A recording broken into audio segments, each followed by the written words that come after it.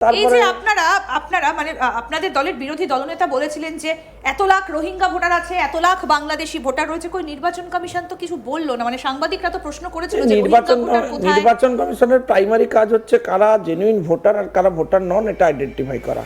নির্বাচন কমিশনের কাজ নয় টু ইনভেস্টিগেট দিস ম্যাটার, কে বাংলাদেশ, কে রোহিঙ্গা, কে কোথা থেকে এসে পৌঁছেছে। আপনারা একটু অপেক্ষা করুন, এটা প্রাইমারি রেজাল্ট আমাদের কাছে এখন এসেছে। এরপর এই রেজাল্ট পাওয়ার পর স্বরাষ্ট্র মন্ত্রকের এটা বিষয়, তারা ইনভেস্টিগেট করে বার করবেন কারা বাংলাদেশি, কারা রোহিঙ্গা, কারা বেআইনি অনুপ্রবেশকারী, সেটা বেরোবে, সময়ের অপেক্ষা।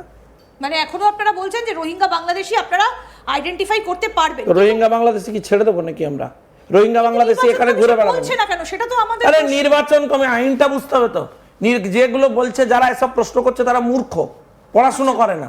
পড়াশোনা করুন, জানুন। কোন বইতে, এক সেকেন্ড, কোন বইতে পাবেন? বই সংবিধান পড়বেন, আইনের বই পড়বেন। একটা এক সেকেন্ড, গায়ে তো লেখা নেই। আরে ভাই শুনুন, ওই করে প্রশ্ন না করে উত্তরটা নিন। এই যে কে রোহিঙ্গা, কে বাংলাদেশি, কে অনুপ্রবেশকারী, এইটা আইডেন্টিফাই করার কাজ হচ্ছে স্বরাষ্ট্র মন্ত্রকে। কারা লিগ্যালাইজড ভোটার, কারা লিগ্যালাইজড নয়, এটা ইলেকশন কমিশন ডিক্লেয়ার করে দিল, ও এসআইআর তৈরি করে দিল। এরপরে তো এইবারে কে রোহিঙ্গা সেটা তদন্ত না করলে কে বুঝবে? তদন্ত করার অথরিটি তো ইলেকশন কমিশন নয়, সেটা করবে স্বরাষ্ট্র দপ্তর। করবে একটা রোহিঙ্গা থাকবে না, একটা বাংলাদেশও থাকবে না। তাহলে মালদা, মুর্শিদাবাদ এখানে তাহলে কোথায় বাদ গেল? কোথায় অর্ধেক নামই নাকি বাদ যাবে? এত বাদ যাচ্ছে তো, কোথায় বাদ যাচ্ছে? মুখ্যমন্ত্রীর এলাকায় 46,000 ভাট চলে গেছে, 8,000 ভোটে মুখ্যমন্ত্রী জিতেছিলেন। এবার জিতবেন নাকি ভবানীপুরে? এবার এই সংখ্যাটা একটু দেখাবো, আমি একটু দেখাবো এবার যে নন্দীগ্রামে, অর্থাৎ এই যে সংখ্যাটা রয়েছে এই সংখ্যাটা এবারে দেখাবো যে কোথায় এই সংখ্যাটা, অর্থাৎ এই যে 8,600 ভোট, এই 8,600 ভোটটা আসলে কোথায় আমি একটু ডকুমেন্টের মাধ্যমে এটা দেখানোর চেষ্টা করব, এবং অবশ্যই কোথায় কত নাম বাদ গিয়েছে সেটাও আমি এবার আপনাদের সামনে তুলে ধরবো। এই হচ্ছে সেই হিসেব, পূর্ব মেদিনীপুরের সংখ্যাটা এবার আপনাদের সামনে তুলে ধরবো। এই যে পূর্ব মেদিনীপুর, যদি একটু দেখা সম্ভব হয়, আপনাদের যদি দেখানো সম্ভব হয়, আপনারা যদি দেখেন এই যে নন্দীগ্রাম, এই যে নন্দীগ্রামে কত নাম বাদ গেল আমি একটু এই জায়গাটাতে দেখার চেষ্টা করব।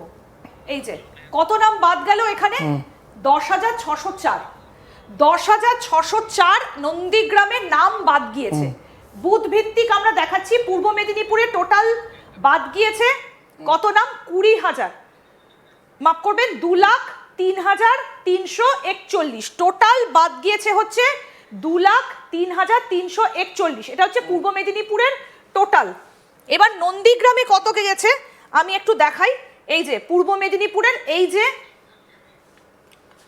নন্দীগ্রাম কেন্দ্রটা, নন্দীগ্রামে বাদ গিয়েছে হচ্ছে এই যে এই সংখ্যাটা 10,604। আমি একটু আপনার কাছ থেকে জানতে চাইবো যে এই যে দুটো মেদিনীপুরের ছবি দেখালাম, একটা পূর্ব মেদিনীপুর, একটা পশ্চিম মেদিনীপুর, নন্দীগ্রামের সংখ্যাটা এই যে 10,604, শুভেন্দু অধিকারী যে ভোটে জিতেছেন প্রায় 2,000-এর কাছাকাছি, সেটা যদি আমরা মাইনাস করি তাহলে সংখ্যাটা এটাই দাঁড়ায় 8,600, যেটা দিয়ে আমরা শুরু করেছিলাম। যদি এসআইআর না হতো তাহলে তো এই ভোটটাও তো শুভেন্দু অধিকারীর দিকেই নিশ্চয়ই যেত।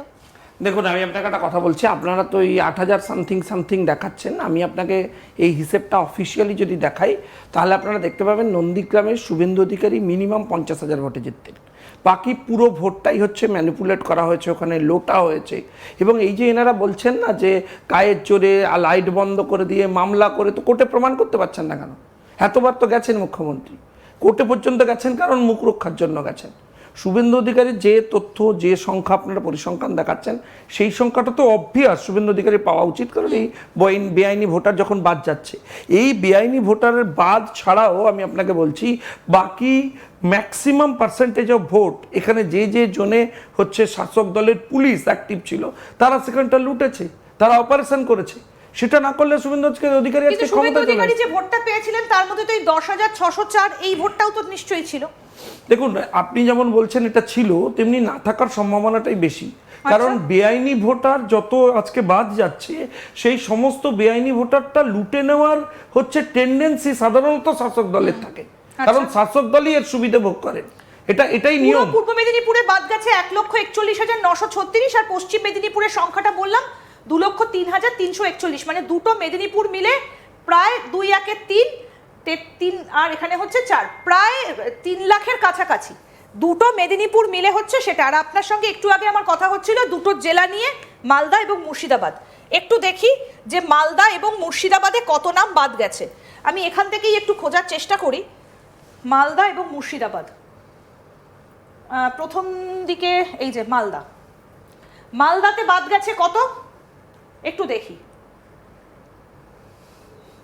মালদাতে বাদ গেছে এই যে 2,01,873। এটাই নিশ্চয়ই মালদা, হ্যাঁ মালদা। এই যে মালদাতে বাদ গেছে 2,01,873। পূর্ব মেদিনীপুর পশ্চিম মেদিনীপুর মিলে প্রায় 4 লাখের কাছাকাছি। নির্বাচন কমিশনের হিসেব, আমাদের তথ্য নয়, আমাদের চ্যানেল দেখাচ্ছে না, এটা পুরো নির্বাচন কমিশন যা দেখিয়েছে তাই বলছি। তাহলে এতদিন ধরে আপনারা যে দাবি করে আসছিলেন যে ডেমোগ্রাফি বদলে গেছে মালদা মুর্শিদাবাদের, এখানে তো 2 লাখ। পশ্চিম মেদিনীপুরে যা ফিগার মালদাতেও কাছাকাছি সেই একই ফিগার, তাহলে কোথায় সেই বাদ গেল? No it's too early. তার কারণ আপনাকে জানতে হবে মালদা এবং মুর্শিদাবাদ এই সমস্ত জায়গায় হিয়ারিংয়ের জন্য অনেক বেশি নোটিশ গেছে। আপনি হিয়ারিংটা হতে দিন, কারণ এই দুটো জেলাতে ম্যাক্সিমাম অনুপ্রবেশকারীরা রয়েছেন এবং তাদের তৃণমূল কংগ্রেস বেতাসে কাগজ বানিয়ে দিয়েছে। এখন কাগজ যখন বানিয়ে দিয়েছে তখন রেফারেন্সে অটোমেটিক্যালি নাম উঠে গেছে এবং সেই সমস্ত নাম যখনই এনকোয়ারি হবে, যখন তাদেরকে ডেকে পাঠানো হবে, যখন এটা নিয়ে তদন্ত হবে, তখন দেখবেন এই সংখ্যাটা পেরিয়ে চলে গেছে। মালদা এবং মুর্শিদাবাদের রেজাল্ট অন্যরকম হয়ে গেছে। আমাদের রাজ্যের মুখ্যমন্ত্রী কি বলেছিলেন? বলেছিলেন আমি একটা নামও কাটতে দেবো না। এখনো পর্যন্ত 58 লাখ নাম কেটে গেছে। উনি কি করে এটা থামাবেন, আটকাবেন? ক্ষমতা কোথায়? মুর্শিদাবাদে হচ্ছে 2,78,837, 4.84%। মানে 100 জনের মধ্যে 4.84, 5 জনও নয়। আমরা যদি ধরে নিই যে একটা জায়গাতে কিছু মানুষ তারা হয়তো স্থানান্তরিত হয়েছেন বা কেউ মারা গেছেন বা কোনোভাবে ডাবল এন্ট্রি হয়ে গেছিল, সেটা অত্যন্ত কম, 4.84। কোথায় এটা?